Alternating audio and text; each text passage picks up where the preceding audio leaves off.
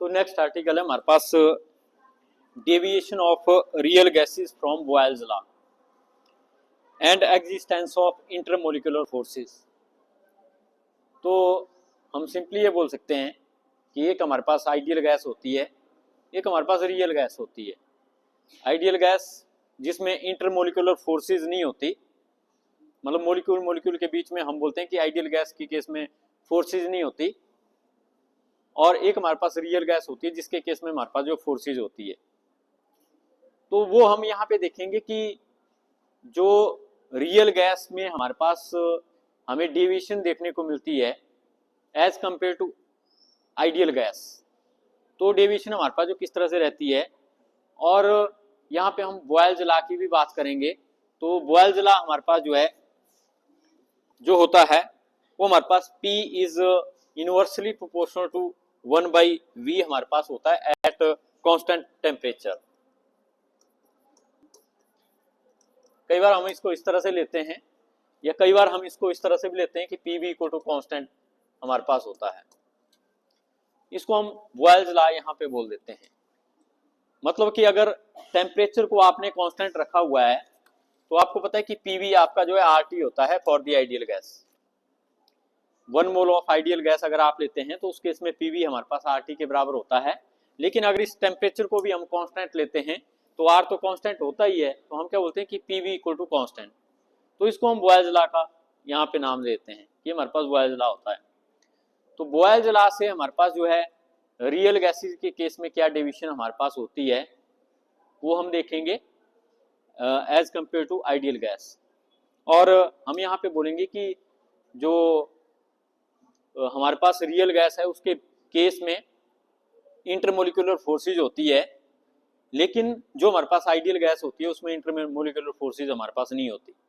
तो उस चीज को भी हम यहाँ पे स्टडी करेंगे, लेकिन इसको हम जो है मैथमेटिकली यहाँ पे देखेंगे। तो हम क्या बोलेंगे कि फॉर जूल थॉम्सन इफेक्ट, जो हमारे पास जूल थॉम्सन इफेक्ट होता है, जूल थॉम्सन इफेक्ट के केस में हमारे पास जो एंथैल्पी है वो आपकी कांस्टेंट रहती है। तो हम क्या बोलते हैं कि H इक्वल टू कांस्टेंट। ये हमने पहले किया था कि जूल थॉम्सन इफेक्ट को हम आइसो एंथैल्पी इफेक्ट भी बोलते हैं, क्योंकि इस इफेक्ट के केस में जो एंथैल्पी होती है वो हमारे पास कांस्टेंट रहती है, और जो एंथैल्पी होती है वो हमारे पास U प्लस PV होती है। तो हम क्या बोलेंगे H कांस्टेंट है, मतलब कि U प्लस PV हमारे पास जो है कांस्टेंट होगा, क्योंकि H की वैल्यू U प्लस PV हमारे पास होती है। तो हम क्या बोलते हैं कि जो हमारे पास H होता है U प्लस PV के बराबर होता है। तो इसलिए हम क्या बोलेंगे अगर H कांस्टेंट हो तो U प्लस PV भी हमारे पास जो है कांस्टेंट होगा। तो इसलिए हम जो है यहाँ पे DH अगर हमने निकालना है तो हम क्या बोलेंगे that will be equal to DU plus PdV plus VdP, और ये हमारे पास जो 0 के बराबर होगा। मतलब इसका अगर ये कांस्टेंट है तो इसका डेरिवेटिव 0 होगा, तो इसलिए इसका डेरिवेटिव हम क्या लिखेंगे, U का डेरिवेटिव DU और P और V का derivative P into DV plus V into DP। तो ये दोनों का डिफरेंशियल है हमारे पास। तो अगर ये हमारे पास कांस्टेंट है तो इनका जो डिफरेंशियल होगा वो हमारे पास 0 होगा। तो इसलिए हम इनका जो है डिफरेंशियल यहाँ पे लेंगे, तो इस तरह से यहाँ पे ये हमारे पास जो 0 आएगा। लेकिन हमने पहले पढ़ा है कि सिंस जो TDS होता है वो आपका DU प्लस PdV के बराबर होता है, जिसको कि हम फर्स्ट लॉ ऑफ थर्मोडायनेमिक्स भी बोलते हैं। फर्स्ट लॉ ऑफ थर्मोडायनेमिक्स हमारे पास क्या होता है, delta Q equal to DU plus delta W। तो PdV डेल्टा W होता है और डेल्टा Q TDS हमारे पास होता है। तो यहाँ पे TDS मतलब ये जो आपके पास टर्म है ये TDS के बराबर है, तो इसलिए DH आपका यहाँ पे क्या बनेगा, मतलब ये चीज क्या बनेगी, ये चीज हमारे पास बनेगी TDS plus VdP equal to 0। तो इस तरह से जब हम यहाँ पे फर्स्ट लॉ ऑफ थर्मोडायनेमिक्स का यूज करेंगे तो ये चीज आपकी TDS के बराबर हो जाएगी सारी, और यहाँ पे VdP हमारे पास यहाँ पे बचेगा। तो इस तरह का छोटा सा क्वेश्चन हमने पहले भी किया हुआ है, ये स्टेप हमारे पास पहले भी आया हुआ है। तो ये इस तरह से हमारे पास ये क्वेश्चन नंबर हम इसको यहाँ पे 1 बोल देते हैं।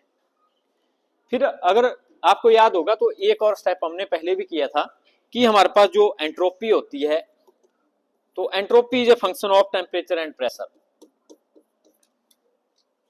जो S होता है वो function of temperature and pressure होता है, और फिर हमने वहां पे ds की वैल्यू निकाली थी, तो ds की वैल्यू हमारे पास जो है करली s अपॉन करली t at constant pressure into dt और प्लस करली s अपॉन करली t एट कांस्टेंट टेम्परेचर, और ये हमारे पास जो है dp। तो हमने बोला था कि जो डिफरेंशियल की प्रॉपर्टी होती है ये हमने मैकेनिक्स के चैप्टर में किया था फर्स्ट ईयर में, कि अगर कोई फंक्शन या हमारे पास कोई क्वांटिटी है जब वो दो डिफरेंट वेरिएबल पे डिपेंड करती है, तो मैंने बोला था x और y पे डिपेंड करती है। अगर हमारे पास z is a function of x and y, तो उस केस में z का जो डिफरेंशियल होगा वो हमारे पास इस तरह से होगा कि अगर s हमारे पास t और p पे डिपेंड करती है तो इसलिए ds हमारे पास क्या होगा, curly s with respect to differential with respect to this and this constant and with respect to this curly T and this constant. तो बारी बारी हम जो है डिफरेंशियल लेंगे, तो इस तरह से ds हमारे पास यहाँ पे इतना जो है बनता है। तो इसलिए ये जो हमारे पास हमने यहाँ पे इक्वेशन लिखी हुई है, इस इक्वेशन में अब हम इस ds की वैल्यू यहाँ पे पुट कर सकते हैं। अगर ये ds इतना है तो यहाँ पे tds इतना बनेगा, तो यहाँ पे t हमारे पास यहाँ पे आ जाएगा और आगे ds की वैल्यू, और ds की वैल्यू हमारे पास है करली s बाई करली t एट कांस्टेंट प्रेशर और इनटू dt और प्लस करली t बाई हमारे पास करली s बाई करली t eight constant temperature into dp। तो ये हमारे पास आ गया ds, और आगे हमारे पास है साथ में प्लस vdp इक्वल टू 0। तो ये सारा हमारे पास जो ds है, तो इसलिए tds plus vdp equal to 0 हमारे पास क्या बना, t into this plus vdp इतना। और फिर हम क्या करते हैं, जो ब्रैकेट है इनको यहां से हटा देते हैं, तो हम t को अंदर मल्टीप्लाई कर देंगे तो ब्रैकेट यहां से हम हटा सकते हैं।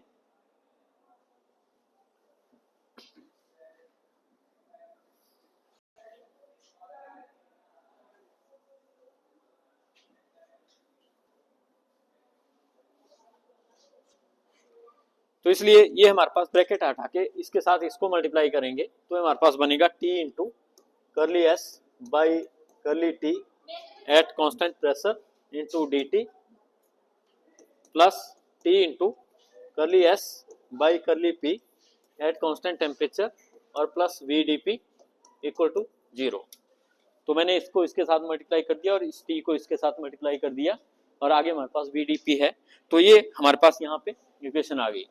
अब ये बोलता है कि ये जो ये वाली टर्म है इसको ले जाना हमने राइट साइड में, तो यहाँ पे राइट साइड में हम इसको ले जाएंगे तो लेफ्ट साइड में हमारे पास सिर्फ यही बचेगा, जो कि हमारे पास t into curly s by करली t इंटू dt है। लेकिन अगर आपको याद होगा तो ये हमारे पास जो cp होता है, cp हमने डिफाइन किया था जिसको कि हम molar specific heat at constant pressure बोलते हैं, और ये हमारे पास जो t करली s बाई करली t होता है। वैसे तो ये क्या होता था, करली q बाई करली t, लेकिन करली q की value t into curly s होती है। तो ये हमने इसको पहले डिफाइन किया है, cp के बराबर होता है, तो इसलिए इधर लेफ्ट साइड में हमारे पास बचेगा cp इंटू dt, और बाकी हम इसको ले जाएंगे दूसरी साइड, तो दूसरी साइड जाके ये हमारा जो नेगेटिव बन जाएगा। तो यहाँ पे नेगेटिव इंटू t और करली s by curly p at constant temperature और प्लस v, तो यहाँ पे हमारे पास साथ में dp भी है इसमें भी, तो इसलिए दोनों में dp है, तो dp हमारे पास यहाँ पे दोनों में कॉमन यहाँ पे आ जाएगा। तो ये हमारे पास जो इस तरह से ये बचा। फिर ये बोलता है कि ये जो dp है हमारे पास, इसको हम क्यों ना लेफ्ट साइड के बटे में ले आते हैं, और लेफ्ट साइड के बटे में जब हम इसको ले आएंगे तो हम इसको इस तरह से लिख सकते हैं, curly t by curly p at h, और यहाँ पे राइट साइड में हमारे पास बचेगा minus t into curly s by curly p at t और प्लस v। तो बताइए यहाँ पे हमने h क्यों लिखा, क्योंकि हमें पता है कि जूल थॉमसन इफेक्ट के केस में जो एंथैल्पी होती है वो कांस्टेंट रहती है। तो इसलिए हम इस एक्सप्रेशन को कहां से स्टार्ट कर रहे थे, जो जूल थॉमसन इफेक्ट है। जूल थॉमसन इफेक्ट है, हमने शुरू में ही बोला था कि जूल थॉमसन इफेक्ट के केस में एच कांस्टेंट रहता है, तो डी एच की इतनी वैल्यू होती है D U plus P D we.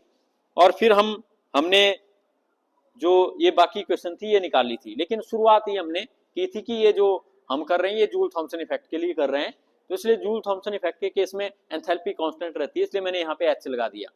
जो चीज कांस्टेंट है उसको हम लगा सकते हैं, तो इसमें ये मैंने यहाँ पे वैसे नोटेशन दे दी कि इस केस में एंथैल्पी हमारे पास कांस्टेंट है, और जो dt था और dp था उसको मैंने सिर्फ कर्ली फॉर्म में यहाँ पे लिख लिया कि ये curly t upon curly p, और इधर को हमारे पास जो है ये चीज यहाँ पे आपकी जो है बच जाएगी।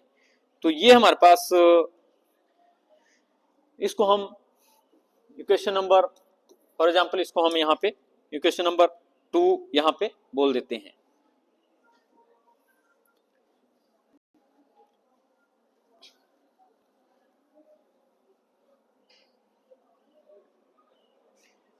अब हम यहाँ पे एक और चीज कंसीडर करते हैं।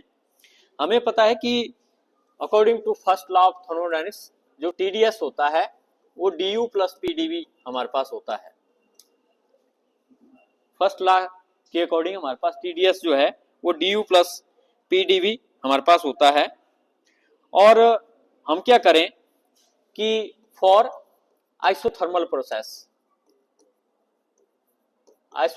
प्रोसेस हम इस पूरी इक्वेशन को अगर with respect to P differentiate करते हैं, मतलब डिवाइडेड बाय कर्ली पी अगर हम इसमें करते हैं दोनों साइड में, तो हम क्या बोलेंगे कि ये जो इक्वेशन है हमारे पास क्या बनेगी, T into curly S by curly P at constant temperature equal to curly U by curly P at constant temperature, तो यहाँ पे इक्वल टू है, और plus P into curly B by curly P at constant temperature. तो मैंने क्या किया, अगर शॉर्ट में देखें इस पूरी इक्वेशन को लेफ्ट को भी राइट को भी कर्ली पी से डिवाइड कर दिया, लेकिन मैं बोल रहा हूं फॉर आइसोथर्मल प्रोसेस, और आइसोथर्मल प्रोसेस के केस में टेम्परेचर कांस्टेंट होता है, तो इसलिए सभी के साथ में बाहर ब्रैकेट में टी टी टी ये मैंने लगा दिया। तो आइसोथर्मल प्रोसेस के लिए टेम्परेचर कांस्टेंट होता है, तो सभी के बाहर मैंने टी टी टी लगा दिया, और सभी को मैंने कर्ली पी से यहाँ पे डिवाइड कर दिया। तो ये हमारे पास यहाँ पे इक्वेशन इस तरह से यहाँ पे हमारे पास बन जाएगी। तो एक इक्वेशन हमारे पास ये यहाँ पे आ गई, इसका भी हम यहाँ पे यूज करेंगे आगे। लेकिन फिर ये बोलता है कि अगर हम curly by curly P of P we अगर लेते हैं एट कांस्टेंट टेम्परेचर, आपके पास P और V हैं, उनको आप डिफरेंशिएट करते हैं विद रिस्पेक्ट टू P, तो इसका हमारे पास जो डिफरेंशियल आपका आएगा वो हमारे पास आएगा P into curly B by curly P at constant temperature और प्लस V, क्योंकि आप विद रिस्पेक्ट टू P कर रहे हैं डिफरेंशिएट, तो जब आप P की डिफरेंशिएशन लेंगे तो कर्ली P बटा कर्ली P तो 1 हो जाएगा, यहाँ पे बचेगा सिर्फ V।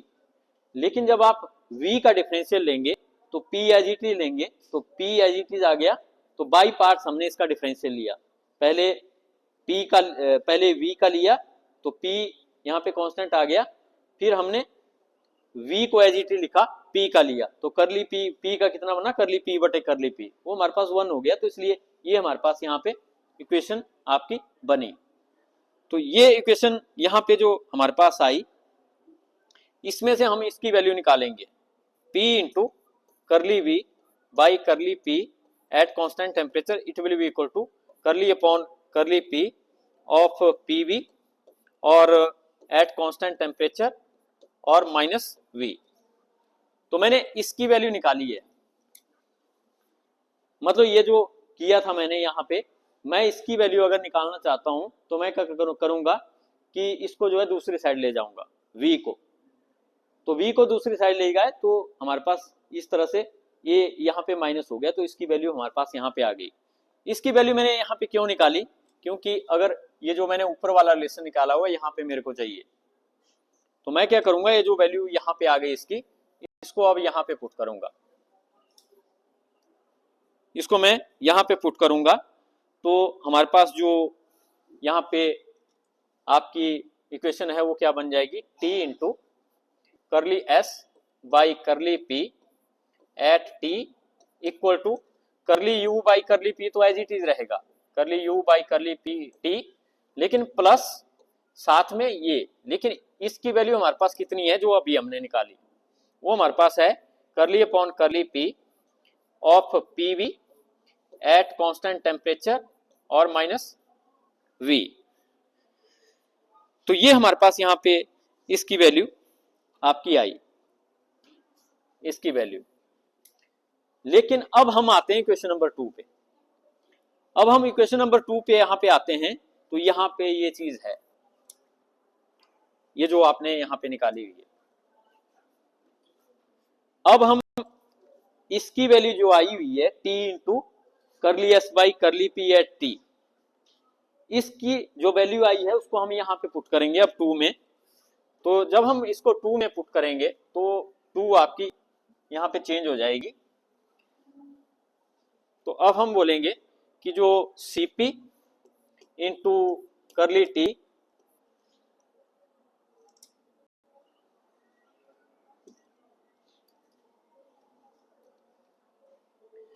यहाँ पे Cp into curly T by curly P at H है, वो हमारे पास क्या बनेगा, इक्वल टू माइनस ऑफ, अब हमारे पास है ये वाली वैल्यू। तो अब हम इसकी वैल्यू यहाँ पे पुट करेंगे और वो हमारे पास यहाँ पे कितनी बनेगी, curly U by curly P at T और plus curly by curly T of P V और एट टी, और साथ में यहाँ पे आगे है हमारे पास माइनस वी और इसके बाहर है हमारे पास प्लस वी, ये वाला।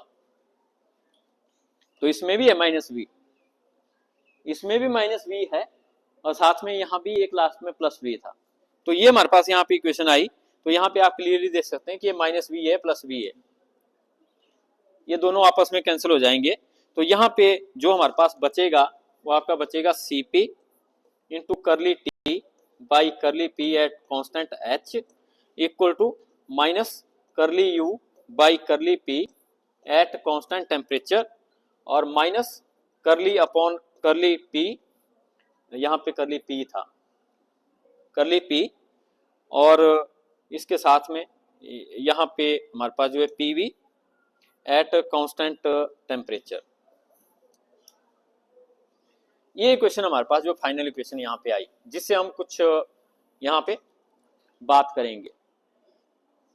तो ये जो इक्वेशन हमारे पास आई है, ये इक्वेशन आपकी जो है यहाँ पे change in temperature with respect to pressure यहाँ पे बता रही है, change in temperature with respect to pressure.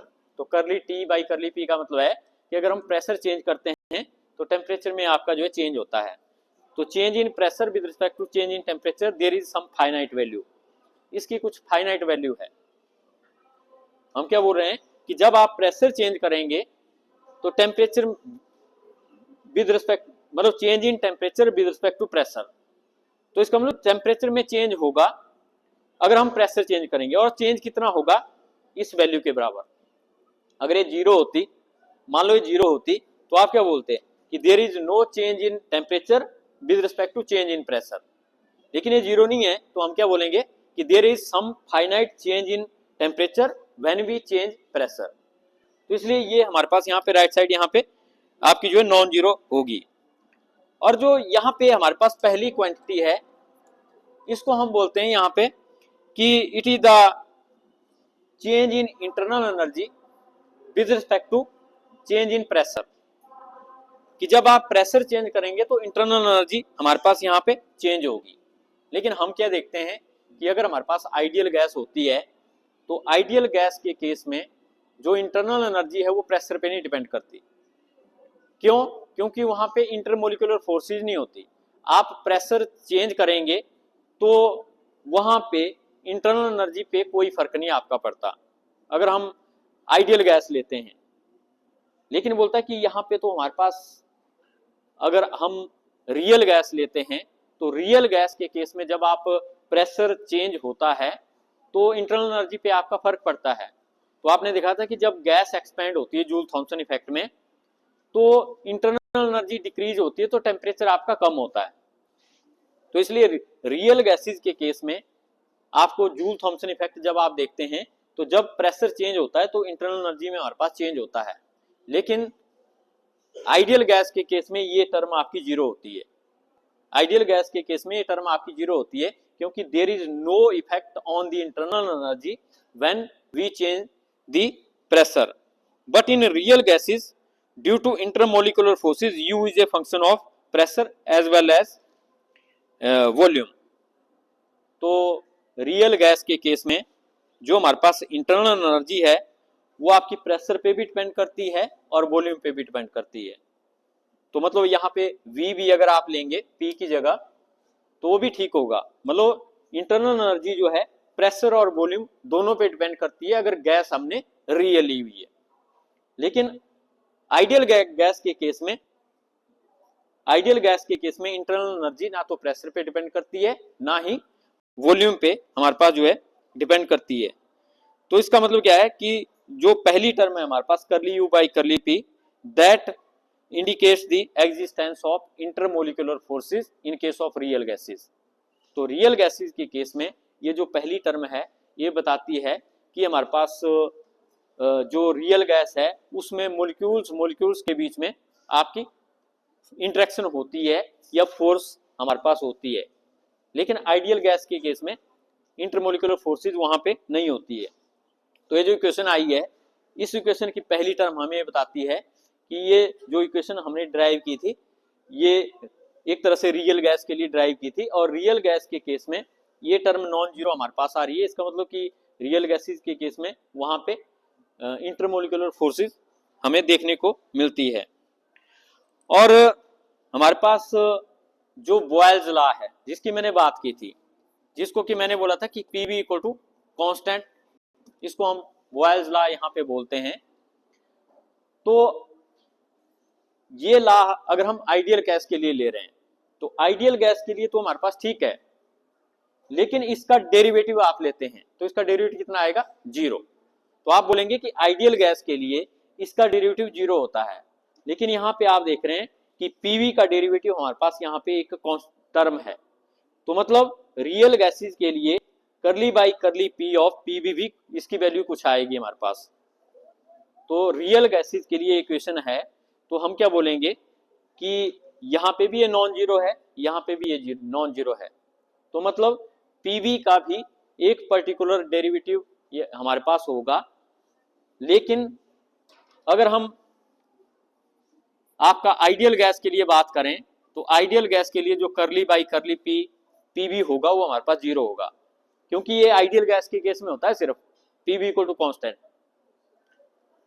लेकिन रियल गैस के केस में ये आपका जीरो नहीं होता, उसकी एक पर्टिकुलर वैल्यू हमारे पास यहाँ पे होती है। तो इस तरह से ये इक्वेशन हमें यहाँ पे दो चीजें बताती है कि रियल गैसेस के केस में इंटरमोलिकुलर फोर्सेस होती है और रियल गैसेस के केस में there is some finite value of derivative of PV। तो इसलिए जो बॉयल्स लॉ है वो आपका सिर्फ जो है आइडियल गैस के लिए है, वो आपका रियल गैस के लिए नहीं है। तो ये इंफॉर्मेशन हमें यहाँ पे इस एक्सप्रेशन से मिली। फिर इसके बाद हमारे पास नेक्स्ट आर्टिकल है, दैट इज आइडियाबैटिक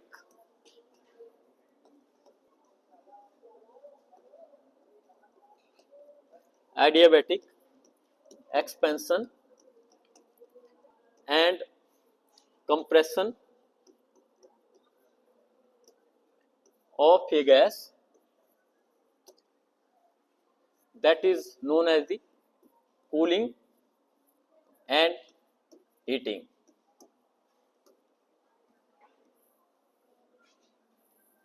तो ये हमने ऑलरेडी पहले भी डिस्कस किया हुआ है इस चीज को, adiabatic expansion and compression of a gas.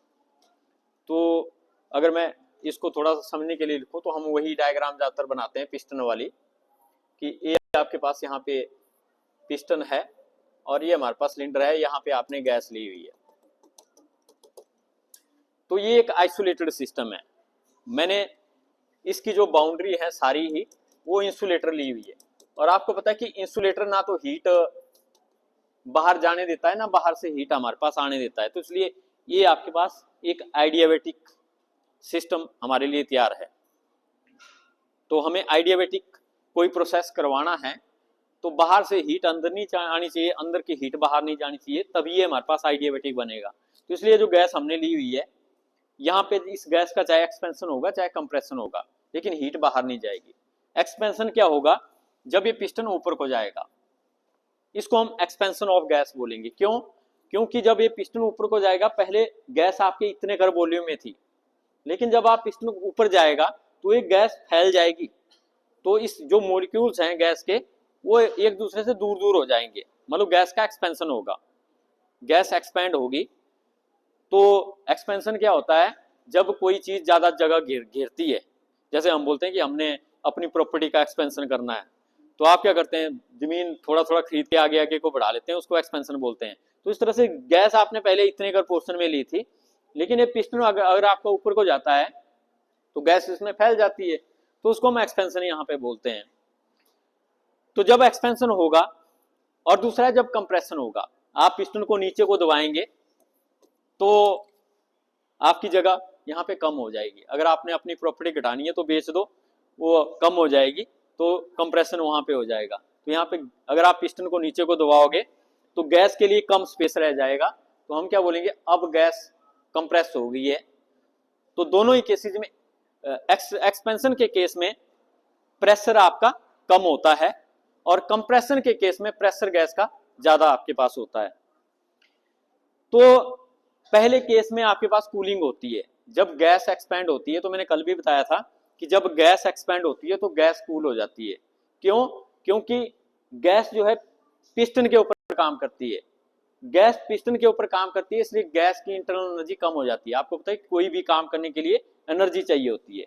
अब ये सिस्टम आपने आइसोलेटेड बनाया हुआ है, तो बाहर से तो एनर्जी आप इसको जाएगी नहीं अंदर को, लेकिन इस पिस्टन को ऊपर जाने के लिए एनर्जी तो चाहिए। वो एनर्जी कहाँ से आएगी? गैस की जो इंटरनल एनर्जी है वो यूज होती है इस पिस्टन को ऊपर ले जाने में।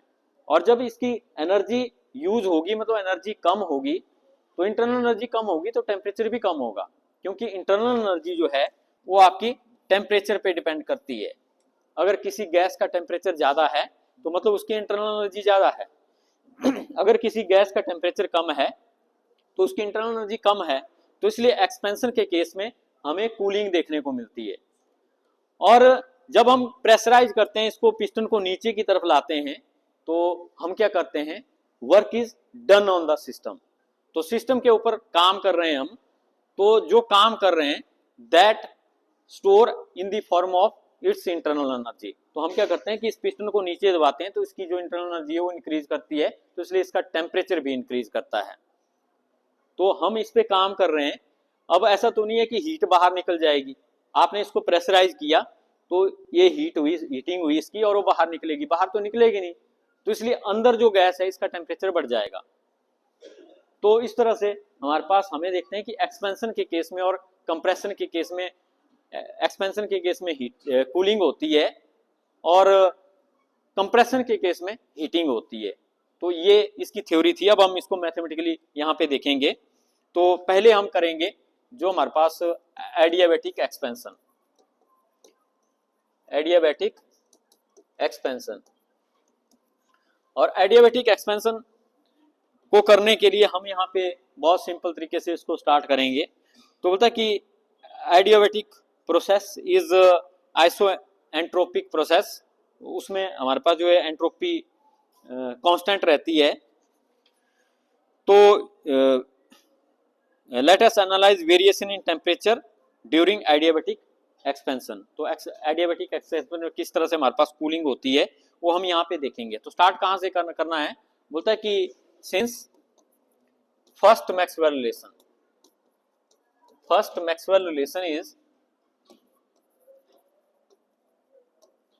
तो हमने पहला मैक्सवेल रिलेशन लिखना है। तो आपने, मैंने सिंपल सा तरीका बताया कि पहला मैक्सवेल रिलेशन आप कैसे बना सकते हैं, टीवी स्पेशल प्रोग्राम। ये फॉर्मूला मैंने आपको बताया कि टीवी स्पेशल प्रोग्राम, और नंबरिंग देनी है 1 2 3 4। तो पहला हमारे पास कहां से स्टार्ट होता है, जहां पे मैंने 1 लिखा हुआ है। नंबरिंग ये ऐसे ही देनी है, ऐसा नहीं कि अपनी मर्जी से नंबरिंग देनी है। मतलब 1 यहाँ पे, 2 यहाँ पे, 3 यहाँ पे, 4 यहाँ पे। तो अब जब मैं यहाँ पे लिखूंगा तो ये आएगा करली पी, फिर हमने एंटी क्लॉकवाइज चलना है, curly P by curly S at constant temperature equal to minus नहीं कांस्टेंट वॉल्यूम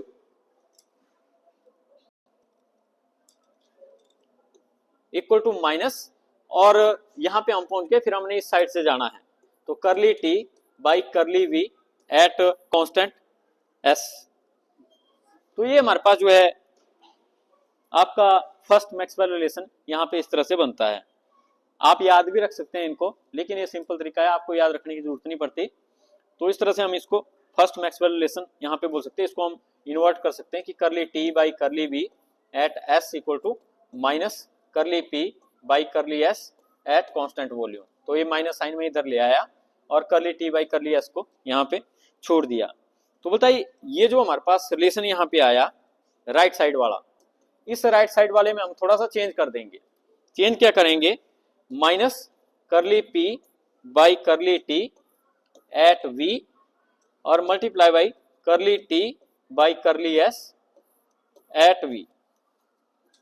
मतलब मैंने क्या किया, करली टी से मल्टीप्लाई किया, करली टी से डिवाइड किया, है वही है curly P by curly S, करली पी बाई करली एस, करली पी बाई करली एस, लेकिन करली टी से डिवाइड किया, करली टी से मल्टीप्लाई किया, तो 1 के बजाय यहाँ पे 2 बन गए।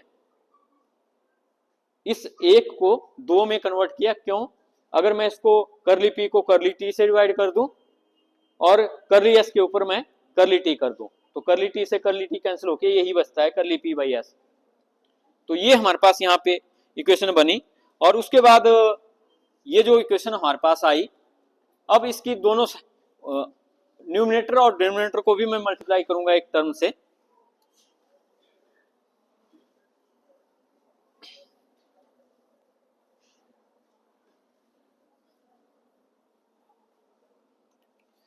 तो ये हमारे पास आ गया जो curly T by curly S at constant sorry curly T by curly V, curly T by curly V at constant S, और ये हमारे पास बना यहाँ पे minus curly P by curly T at constant volume multiply by curly T by curly S at constant volume. अब बोलता है कि ये जो राइट साइड है ये वाली है इस इक्वेशन की, इसको मैं मल्टीप्लाई बाई पीटी करूंगा और डिवाइडेड बाई भी यहाँ पे पीटी करूंगा। तो पीटी से मल्टीप्लाई किया, पीटी से ही डिवाइड किया। तो जब हम ऐसा करते हैं तो ये इस इक्वेशन को अब हम इस तरह से भी लिख सकते हैं कि माइनस पीटी और फिर ब्रैकेट के अंदर, और एक जो बटे वाला पी है उसको हमने ले लेना पहली टर्म के साथ, करली P by curly T at constant volume, और जो हमारे पास दूसरा टी है उसको हमने ले लेना इस टर्म के साथ, करली टी, मतलब यहां पे आ जाएगा हमारे पास 1/t। तो पी पी और टी टी ये मैंने बांट दिया, पी इसके साथ और टी इसके साथ, यहां पे हमारे पास आ गया करली टी अपॉन करली एस एट कांस्टेंट वॉल्यूम। तो एक जो ऊपर वाला पीटी है वो तो बाहर लिख दिया, लेकिन जो नीचे वाला पीटी है, पी इसको दे दिया इसके साथ में और टी जो है इसके साथ में यहाँ पे दे दिया। तो ये हमारे पास यहाँ पे ये आपकी इक्वेशन बन गई।